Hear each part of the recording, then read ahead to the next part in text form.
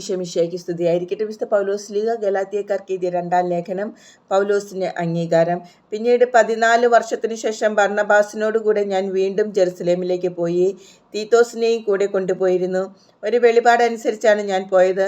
അവിടുത്തെ പ്രധാനികളുടെ മുമ്പിൽ ഞാൻ വിജാതിയരുടെ ഇടയിൽ പ്രസംഗിക്കുന്ന സുവിശേഷം സ്വീകാര്യമായി അവതരിപ്പിച്ചു. ഇത് ഞാൻ ഓടിയതും വ്യർത്ഥമാകാതിരിക്കാൻ വേണ്ടിയായിരുന്നു. എന്നോട് കൂടിയുണ്ടായിരുന്ന തീത്തോസ് ഒരു ഗ്രീക്കുകാരനായിരുന്നിട്ടും പരിച്ഛേദനത്തിന് നിർബന്ധിക്കപ്പെട്ടില്ല. എന്നാൽ യേശുക്രിസ്തുവിലുള്ള ഞങ്ങളുടെ സ്വാതന്ത്ര്യത്തെ ചൂഷണം ചെയ്ത് ഞങ്ങളെ അടിമത്തത്തിൽ കൊണ്ടുചെന്നെത്തിക്കുന്നതിന് വ്യാജ സഹോദരന്മാർ രഹസ്യത്തിൽ കടന്നുകൂടി.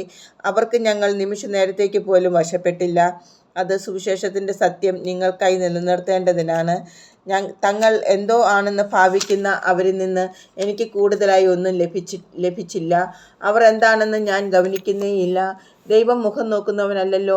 പരിച്ഛേദിതർക്കുള്ള സുവിശേഷം പത്രോസിന് എന്നതുപോലെ അപരിച്ഛേദിതർക്കുള്ള സുവിശേഷം എനിക്ക് ഏൽപ്പിക്കപ്പെട്ടിരിക്കുന്നു എന്ന് അവർ മനസ്സിലാക്കി.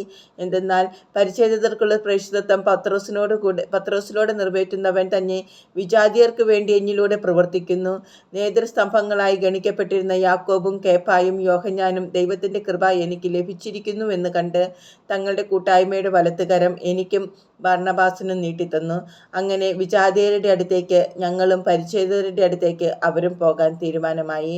പാവങ്ങളെപ്പറ്റി ചിന്ത വേണമെന്ന് മാത്രമേ ഞങ്ങളോട് അവർ ആവശ്യപ്പെട്ടുള്ളൂ. അത് തന്നെയാണ് എൻ്റെ തീവ്രമായ താല്പര്യം. അഭിപ്രായ ഭിന്നത. എന്നാൽ കേഫ അന്ത്യോക്യയിൽ വന്നപ്പോൾ അവനിൽ കുറ്റം കണ്ടതുകൊണ്ട് ഞാൻ അവനെ മുഖത്തു നോക്കി എതിർത്തു. യാക്കോബിൻ്റെ അടുത്ത് നിന്ന് ചിലർ വരുന്നതുവരെ അവൻ വിജാതിയരോടൊപ്പം ഇരുന്ന് ഭക്ഷിച്ചിരുന്നു. അവർ വന്നു കഴിഞ്ഞപ്പോഴാകട്ടെ പരിച്ഛേദിതരെ ഭയന്ന് അവൻ പിന്മാറിക്കളഞ്ഞു. അവനോടൊത്ത് ബാക്കി യഹൂദന്മാരും കപടമായി പെരുമാറി. അവരുടെ കാപട്യത്തിൽ ബർന്നബാസ് പോലും വഴിതെറ്റിക്കപ്പെട്ടു. അവരുടെ പെരുമാറ്റം സുവിശേഷ സത്യവുമായി പൊരുത്തപ്പെടുന്നില്ലെന്ന് കണ്ടപ്പോൾ എല്ലാവരുടെയും മുമ്പിൽ വെച്ച് ഞാൻ കേഫായോട് പറഞ്ഞു, യഹൂദനായ നീ യഹൂദനെ പോലെയല്ല വിജാതിയനെ പോലെയാണ് ജീവിക്കുന്നതെങ്കിൽ യഹൂദരെ പോലെ ജീവിക്കാൻ വിജാതിയരെ പ്രേരിപ്പിക്കുന്നതിന് നിനക്ക് എങ്ങനെ സാധിക്കും? വിശ്വാസത്തിലൂടെ നീതീകരണം. നാം തന്നെ യഹൂദരായി ജനിച്ചവരാണ്, വിജാതിയരിലെ പാപികളായിട്ടല്ല. എന്നിരിക്കലും നിയമത്തിൻ്റെ അനുഷ്ഠാനത്തിലൂടെയല്ല, യേശുക്രിസ്തുവിലുള്ള വിശ്വാസത്തിലൂടെയാണ് ഒരുവൻ നീതീകരിക്കപ്പെടുന്നതെന്ന് നമുക്കറിയാം. നിയമാനുഷ്ഠാനം വഴിയല്ല, ക്രിസ്തുവിലുള്ള വിശ്വാസം വഴി നീതീകരിക്കപ്പെടേണ്ടതിനാണ് നാം തന്നെയും യേശുക്രിസ്തുവിൽ വിശ്വസിച്ചത്. എന്തെന്നാൽ നിയമാനുഷ്ഠാനം വഴി ഒരുവനും നീതീകരിക്കപ്പെടുകയില്ല. എന്നാൽ ക്രിസ്തുവിൽ നീതീകരിക്കപ്പെടാനുള്ള പരിശ്രമത്തിൽ തന്നെ നമ്മൾ പാപികളായി കാണപ്പെട്ടുവെങ്കിൽ ക്രിസ്തു പാപത്തിൻ്റെ ശുശ്രൂഷകനാണോ? തീർച്ചയായുമല്ല. ഞാൻ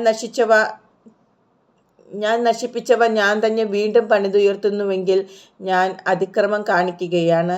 എന്തെന്നാൽ ദൈവത്തിനായി ജീവിക്കേണ്ടതിന് ഞാൻ നിയമത്തിന് മൃതനായി. ഞാൻ ക്രിസ്തുവിനോട് കൂടെ ക്രൂശിതനായിരിക്കുന്നു. ഇനിമേൽ ഞാനല്ല ജീവിക്കുന്നത്, ക്രിസ്തുവാണ് എന്നിൽ ജീവിക്കുന്നത്.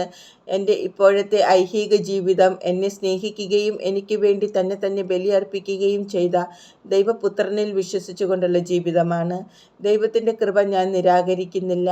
നിയമത്തിലൂടെയാണ് നീതി കൈവരുന്നതെങ്കിൽ ക്രിസ്തുവിൻ്റെ മരണത്തിന് നീതീകരണമൊന്നുമില്ല.